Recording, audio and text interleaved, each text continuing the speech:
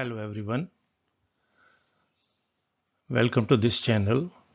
I am Dr. Narang और इस channel पे मैं ऐसे टॉपिक शेयर करूंगा आपके साथ जिन पे या तो डिफ़िकल्ट क्वेश्चंस आते हैं या ट्विस्टेड क्वेश्चंस आते हैं या कंसेप्चुअल क्वेश्चंस आते हैं। कंसेप्ट बेस्ड क्वेश्चन होते हैं। जो मेमोरी बेस्ड क्वेश्चन हैं डायरेक्ट एनसीईआरटी से, उनको डिस्कस करने की शायद ऐसी कोई वजह नहीं है।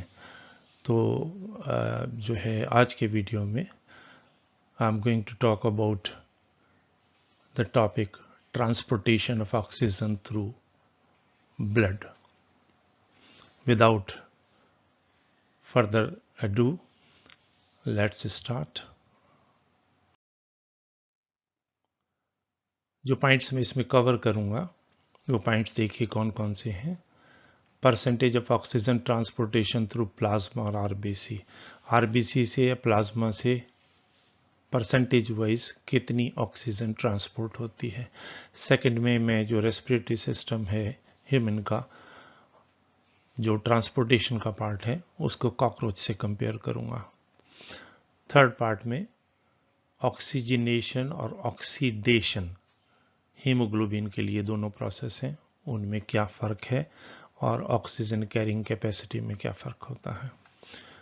दो टर्म और हैं, ऑक्सी हीमोग्लोबिन और मेट हीमोग्लोबिन। ऑक्सी हीमोग्लोबिन आपने सुनी होगी टर्म, लेकिन मेट हीमोग्लोबिन शायद ना सुनी हो, तो मैं इन दोनों टर्म को डिस्कस करूंगा।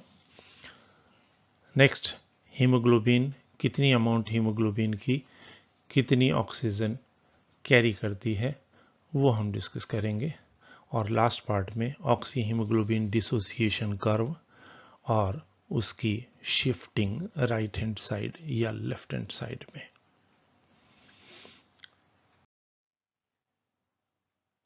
पहले पार्ट देखिए, percentage of oxygen transported. Dissolve form में प्लाज्मा के थ्रू 2 to 3%, आप 3% मान लीजिए, इतनी ऑक्सीजन ट्रांसपोर्ट होती है। लेकिन हीमोग्लोबिन के थ्रू, जो आरबीसी में होता है हीमोग्लोबिन, उसके थ्रू 97% या 98% ऑक्सीजन ट्रांसपोर्ट होती है।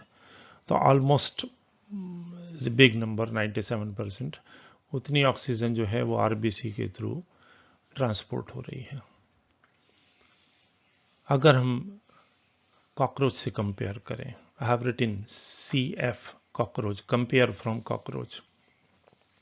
तो उस केस में देखिए, कॉकरोच के केस में अगर मैं आपसे पूछूं कि कौन सा पिगमेंट होता है, हीमोग्लोबिन होता है कॉकरोच में, हीमोसियानिन होता है, क्लोरोक्यूरोनिन होता है, हीमोएरिथ्रिन होता है, कौन सा होता है? तो आप में से ज़्यादातर बच्चे ये आंसर देंगे कि हीमोसियानिन होता है, क्योंकि उन्होंने पढ़ा है कहीं कि आर्थ्रोपोडा में होता है हीमोसियानिन। दैट्स ट्रू, आर्थ्रोपोडा में होता है, लेकिन ये कंप्लीट नहीं है statement. Haemocyanin is present in arthropoda minus insecta. कोई भी ऐसा इंसेक्ट नहीं है, चाहे ग्रासहोपर हो, चाहे कॉकरोच हो, चाहे हनी बी हो, चाहे हाउस फ्लाई हो, चाहे मॉस्किटो, एनी इंसेक्ट, किसी में भी ब्लड पिगमेंट नहीं होता। अब क्वेश्चन ये होता है कि अगर 97% जो है ऑक्सीजन वो इस पिगमेंट के थ्रू जा रही है और कॉकरोच में पिगमेंट नहीं है, then how oxygen is transported? तो आंसर है उसका, कॉकरोच में ट्रैकियल सिस्टम होता है। ट्रैकियल सिस्टम में स्पाइरिकल्स के थ्रू, जिनको आप स्टोमेटा से कंपेयर कर सकते हैं प्लांट्स में, उसके through oxygen directly tracheal system से टिश्यूज तक पहुंच जाती है, सेल्स तक पहुंच जाती है। And blood has got no role in transportation of gases. हाँ, ऐसा नहीं है कि ब्लड का या हीमोलिम्फ का कॉकरोच में रोल नहीं है, लेकिन न्यूट्रिटिव सब्सटेंसेस को ट्रांसपोर्ट करने में, एक्सक्रीटरी सब्सटेंसेस को ट्रांसपोर्ट करने में, लेकिन ऑक्सीजन को ट्रांसपोर्ट करने में कोई रोल नहीं है। ब्लड का कोई फंक्शन नहीं है इससे रिलेटेड। तो ये कंपैरिजन हुआ कॉकरोच से, इसे आपको याद भी रहेगा कॉकरोच का जब भी आप ह्यूमन का पढ़ेंगे। दूसरा देखिए, दूसरा सेकंड पॉइंट जो है, आरबीसी के अंदर ऑक्सीजन जो है वो हीमोग्लोबिन से बाइंड करती है, ऑक्सी हीमोग्लोबिन बनता है। आपको पता है ऑक्सी हीमोग्लोबिन बनता है, लेकिन ये ऑक्सी हीमोग्लोबिन बनने के प्रोसेस को बोलते क्या हैं? वो टर्म ऑक्सीजनेशन है। इस प्रोसेस को ऑक्सीजनेशन बोलते हैं। This is not oxidation. Reason क्यों ऑक्सीजनेशन बोलते हैं? क्योंकि हीम के अंदर जो फेरस है वो ऑक्सी हीमोग्लोबिन बनने के बाद भी फेरस फॉर्म में ही रहता है। फेरस फेरिक फॉर्म में चेंज नहीं होता, और जब चेंज नहीं होता तो ऑक्सीडेशन नहीं कह सकते आप इसे। इसलिए ऑक्सीजन लूजली अटैच होती है हीम से, और इस प्रोसेस को बोलते हैं ऑक्सीजनेशन। अब मैं कंपेयर कर रहा हूं ऑक्सीजनेशन को ऑक्सीडेशन से। अगर आप, नीचे लिखा है मैंने, compare from oxidation of haemoglobin. Oxidation के केस में आप देखिए जो फेरस फॉर्म है वो फेरिक फॉर्म में चेंज हो जाती है, और उससे जो बनता है उसको हम ऑक्सी हीमोग्लोबिन नहीं बोलते, उसको मेट हीमोग्लोबिन बोलते हैं। That is abnormal form of haemoglobin, और इसमें ऑक्सीजन कैरिंग कैपेसिटी नहीं होती। उस केस में क्या होगा? टिश्यूज के अंदर कार्बन डाइऑक्साइड एक्यूमुलेट होनी शुरू हो जाएगी, और जब कार्बन डाइऑक्साइड का लेवल बढ़ जाएगा तो उस केस में जो है ब्लूइशनेस या सियानोसिस हो जाता है। ऐसा किन कंडीशंस में होता है वो मैं आपको बता दूं। चिल्ड्रन वगैरह में, छोटे बच्चों में जब कभी ऐसे रिजर्वायर से पानी पी लिया जाए जिसमें सॉइल से जो हैं वो नाइट्रेट्स पहुंच गए हैं, तो वो नाइट्रेट्स ऑक्सीडाइजिंग एजेंट का काम करते हैं। ऐसा पानी अगर कंज्यूम कर लिया जाए, बच्चों में होता है कितनी बार रूरल एरिया में, तो उस केस में क्या होगा? वो नाइट्रेट्स जो हैं वो हीमोग्लोबिन को ऑक्सीडाइज कर देंगे, और उस केस में फेरस फेरिक फॉर्म में चेंज हो जाएगा। मेट हीमोग्लोबिन की बनने की वजह से चाइल्ड जो है वो ब्लूइश हो जाएगा। इसको हम बोलते हैं ब्लू बेबी सिंड्रोम। ये एम्स में क्वेश्चन आया था, ब्लू बेबी सिंड्रोम किस वजह से होता है? दो आंसर हो सकते हैं, मेट हीमोग्लोबिन की वजह से, और दूसरा हो सकता है नाइट्रेट्स की वजह से वाटर में। तो ये था कंपैरिजन ऑक्सीजनेशन और ऑक्सीडेशन में। चलिए नेक्स्ट पॉइंट पे आते हैं। अमाउंट हीमोग्लोबिन, कितनी अमाउंट हीमोग्लोबिन की कितनी ऑक्सीजन कैरी करती है? पहले मॉलिक्यूल के नंबर के बेसिस पे लेते हैं।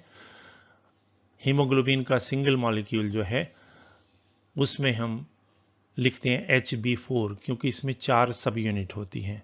ये केमिस्ट्री वाले पार्ट में नीट में क्वेश्चन आया हुआ है कि उसमें कितनी सब यूनिट होती हैं हीमोग्लोबिन में। तो 4 सब यूनिट होती हैं, 4 हीम होते हैं और 4 ही पॉलीपेप्टाइड चेन होते हैं, इसलिए 4 यूनिट हैं। तो हम HB लिखने के बजाय HB4 लिखते हैं। ये 4 मॉलिक्यूल ऑक्सीजन के कैरी करेगा, और HB4O8 जिसे आप ऑक्सी हीमोग्लोबिन बोलते हैं वो बनेगा। It means 1 molecule of haemoglobin carries 4 molecule of oxygen at full saturation to form 1 molecule of oxyhaemoglobin. यहाँ भी मैंने लिखा है compare from myoglobin.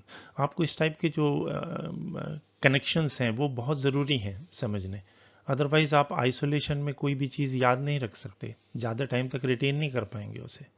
Myoglobin single unit के इक्विवेलेंट होती है हीमोग्लोबिन के लिए, एक हीम होता है और एक ही ग्लोबिन जो है मीन्स उसमें पॉलीपेप्टाइड चेन होती है। इसका मतलब मायोग्लोबिन में होगा तो 1 मॉलिक्यूल ऑक्सीजन के कैरी करेगा, क्योंकि वो 1 यूनिट के हीमोग्लोबिन के इक्विवेलेंट है। क्लियर? अब देखते हैं अमाउंट के बेसिस पे। 1 ग्राम हीमोग्लोबिन जो है वो 1.34 ml ऑफ ऑक्सीजन कैरी करता है।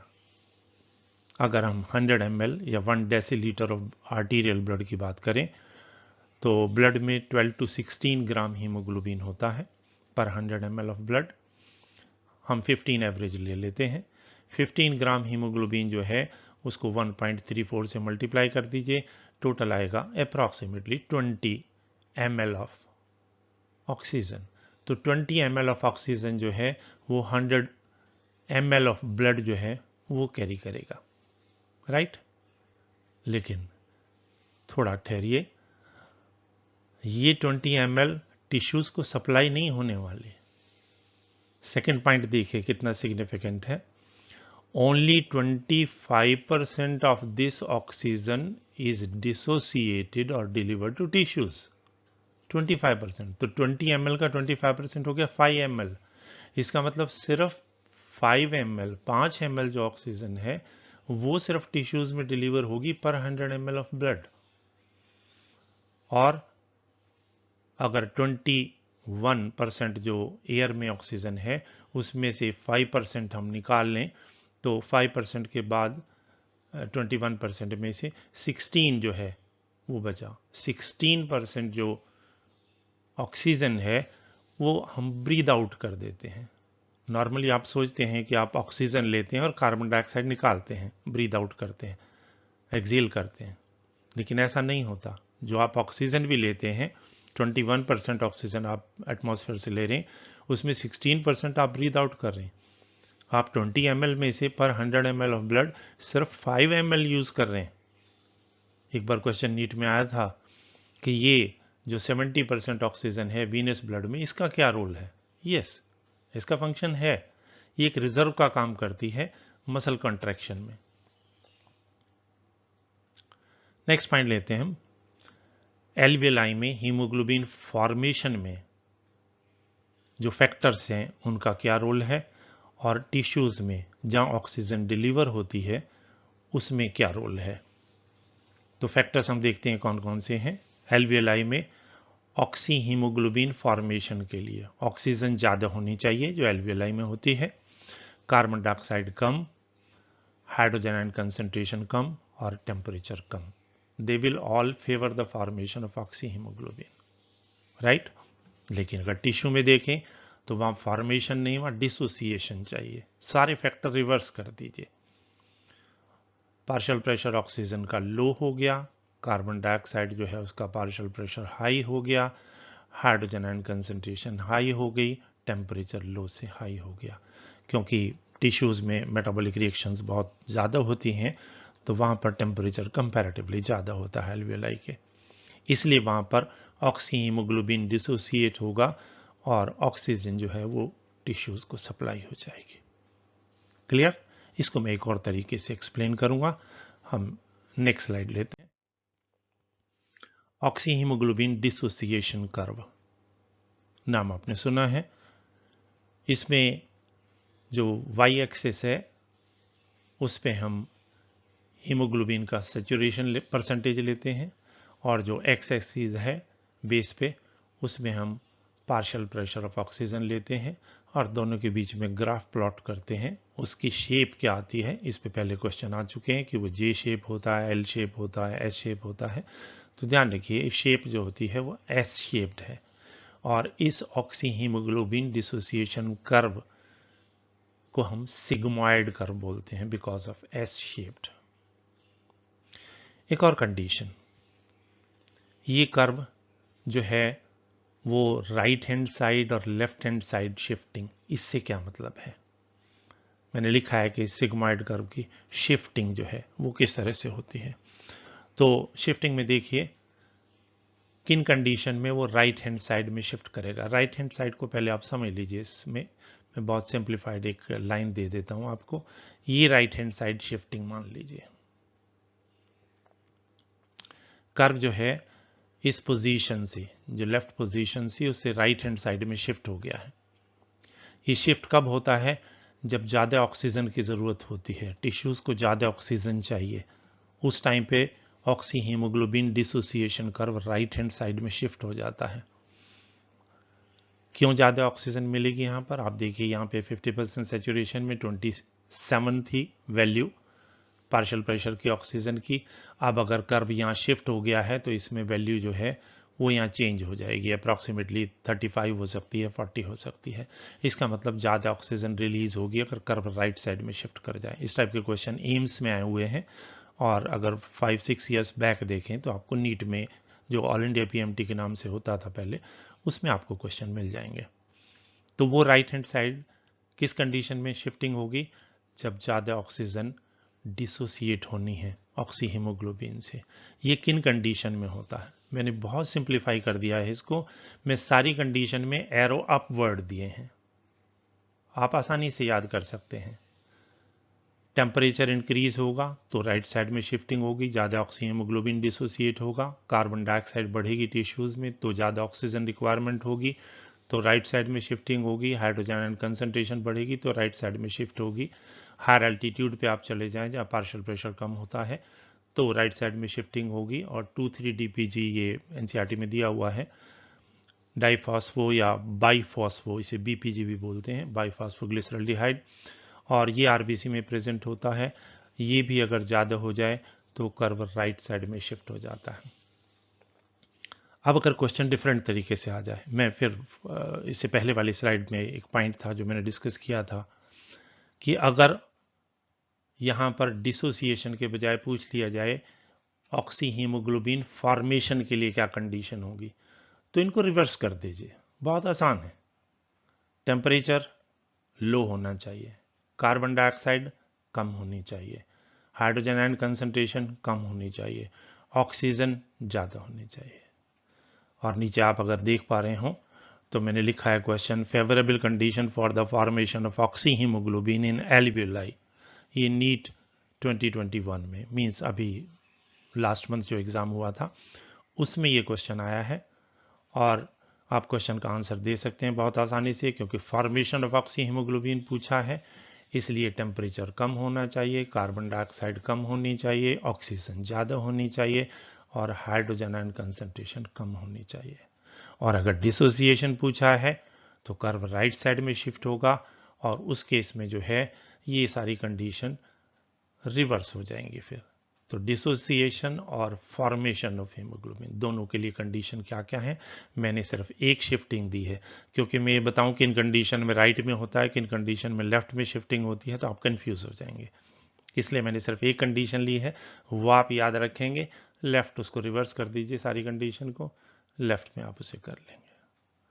सो आज के लिए यही पार्ट था जो मुझे डिस्कस करना था। मैंने कमेंट सेक्शन को ओपन कर दिया है।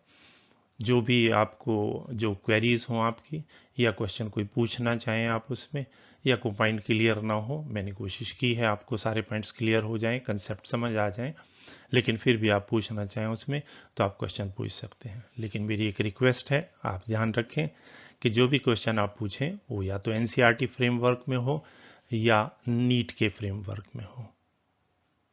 ठीक है, तो उसके हिसाब से आप क्वेश्चन पूछ सकते हैं। इसके अलावा इस चैनल को आप सब्सक्राइब भी करें और इसको लाइक भी करें। मैं नेक्स्ट वीडियो में आपको फिर मिलता हूं। Thank you so much.